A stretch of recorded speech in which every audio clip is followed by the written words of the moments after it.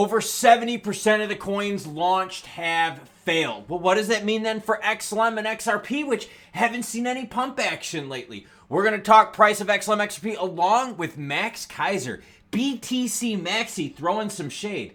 Well, of course, if he throws shades at the alts, it makes BTC look better. And he owns a ton of BTC.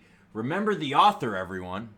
And are you enjoying Football Sunday today? Has your team won or were you eliminated long ago? Growing up in Chicago makes me a Bears fan. Yeah, we're not talking playoffs. Conrad Allwood hanging out with us, dropping some support for the channel. Thank you very much. This is much appreciated. Appreciate you too.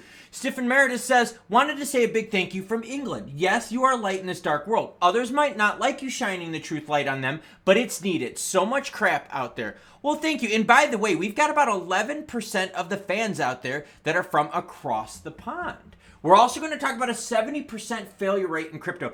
I've got a report to share with you. Don't worry, the links are going to be listed down below if you want to read it yourself. It's going to open your eyes. Daryl Vasquez says, Klaus, comrade, I think it would be a good time for you to host a live Q&A. Get some opinions and thoughts for the future. Clear the air and some doubts or expectations. Do you want a live stream, like a live Q&A, like let's just open up everything and talk about it? Let me know in the comments below, and let's see if we can make it happen. Now, got a message for you out there. I'm going to leave this on screen for 5 seconds. 5, 4, 3, 2, 1. Okay, we will not talk about that. Let's swing on over to the heat map. Bitcoin sitting at 41,807 ETH, 2477 XRP and XM. We're going to talk about a lot today in the show. 55.1 for the price of XRP, 11.6 for the price of XLM. By the way, keeping our eyes out on, yes, ICP, 11.23. Doge pulling back big. It's pumps and dumps, everyone. All right, Max Kaiser criticizes Ripple's XRP, predicts a price drop. Do you want to learn about this story? No, you don't. Why? Because the author, Max Kaiser, owns a ton of Bitcoin. So it's not like he's going to be like, oh, XRP is awesome, XLM is awesome. No, he's going to say everything sucks balls, and then going to be like, you know what? BTC, though, is the answer. See, the author here, Max Kaiser, is something to gain. Because he owns so much of it, it makes sense for him to pump what he owns. But that's naughty, though, because then that means he has an agenda. Speaking of agenda, over 50% of the tokens listed on CoinGecko since 2014 have died. The number is way higher when you look at specific years. Wait until you see the 70% number I'm going to share with you. The study, which analyzed the fate of these digital assets, provides insights into the patterns of cryptocurrency failures over the year. Most of these dead ones originated from products launched during the 2021 bull run. We saw that there were so many freaking tokens, coins, and all this stuff launched that you couldn't even keep up with it. Now, are you still getting meme stuff now, like your PayPays, your bonks, your dog whiff hat, and all that crap? Yes, you are. But they're dying too.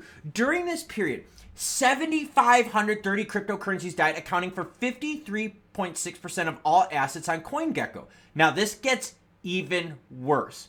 Over 11,000 cryptocurrencies were listed on CoinGecko during this bull run, with about 70% having shut down since. The previous bull run saw a similar failure rate. That was 2017 to 2018, with 70% of the 3,000 plus cryptocurrencies going down. This is a failure rate of over 70%. Now, why are the majority of these projects failing? A, there's no product behind them. They're total BS, they're scams, they're rug pulls. You know the story. 70% failure rate in crypto. Now, like I said, if you want to read the rest of the article and get some juicy stats, look at juicy stats. As always, in the article you've seen, I already said it in the beginning. You know where the stuff is. It's all down below. This is eye-opening. Now, what's interesting about this is I wanted to share this with you, okay? This right here is the chart of how many coins have died for that year, okay? And then we're going to talk XRP and XLM price action. Check it out. 2014, 2015, you didn't see much. Then when this like bull run action happened, you just saw stuff filling. Now look at 2023. We went from 3520 the year before to last year only having 289 being dead or failed. So we're starting to squeeze out the junk. Now, a lot of you out there like, you know, there's only going to be so many cryptos, the rest are going to go to zero. I'm going to argue that by saying, you know what? You or I, at any time, could go. We could go on, launch it on a Stellar chain. We could launch a little ERC20 BS. We can make whatever we want. Here, let's make up a coin right now that's totally stupid. We're going to call it the Patrick Star Meowth White Display Hand coin, okay? And we could mint it right now. It wouldn't cost us hardly anything, and we could launch it. Would it fail? I don't know, man. If we just got to market it. But my point is, is that it's easy to launch these coins, and everyone was launching. What about all the Ben Armstrong stuff that he was screwing people with? The point behind this whole story, and big point, is this. Look at how much the numbers started shrinking here over the last couple of years. Hopefully we're done with the majority of the fraudsters in the space, but the problem is you could always mint new tokens very cheaply. Now, with that whole 70% failure rate, I want you to think of XRP and XLM as we talk about this over the next couple minutes. Because failure has several different meanings, okay? Failure rate in this report here is like, look, trading volume is dead, there's no movement, there's no development, nothing like that. When we talk XRP, XLM, yeah, there's obvious development, right? I mean, we could go on for a long time about development. But failure is also determined by, are you making money on something, right? I mean, failure in your eyes might be different how it's measured by CoinGecko's report, okay? So for XRP and XLM holders, you're sitting there going, well, yeah, this has been a failure. Does it mean it'll stay a failure? No. But we're just saying, up to now, these last couple years have been really blah, right? And I get it. Look, you're going to sit here, you're going to say, Klaus, you're negative. Don't give me that bullshit right now. Look at this chart. This chart is not positive. Don't draw the fucking arrow going all the way up to the ceiling. Don't do that kind of horse shit.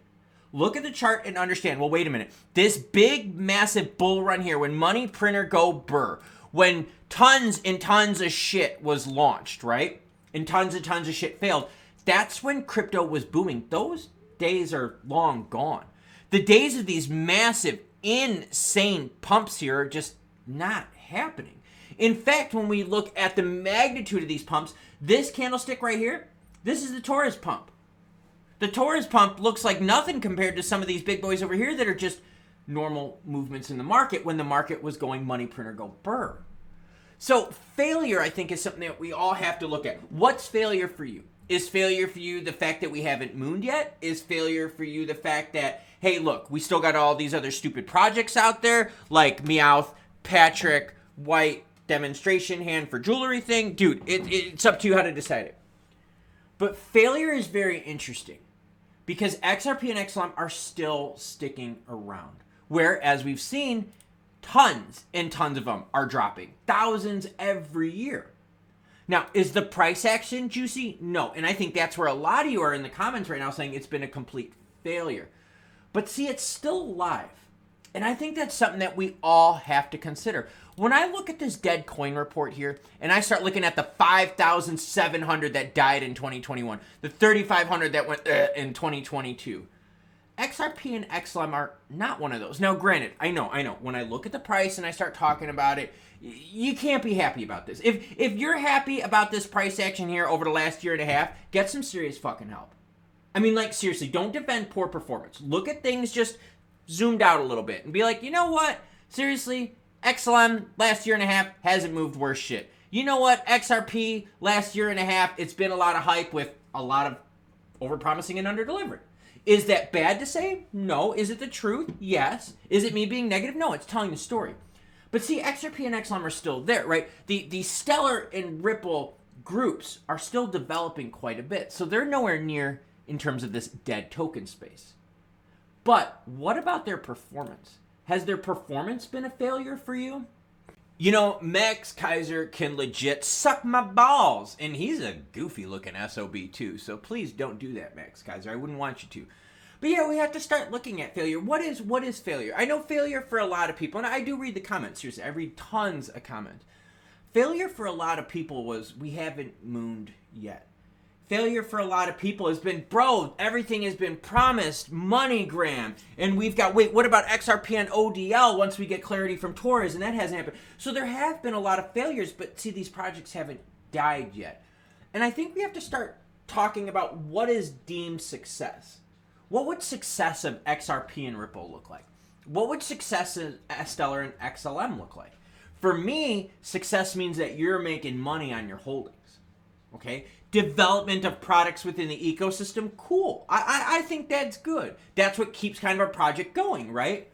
But if you're not making any money on what you've invested in, then you've simply just donated your money so that other people could use it to build and just donate your money.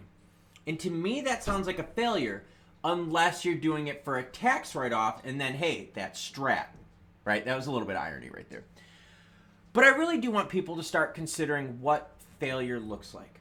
And I also want you to start considering, what does good look like?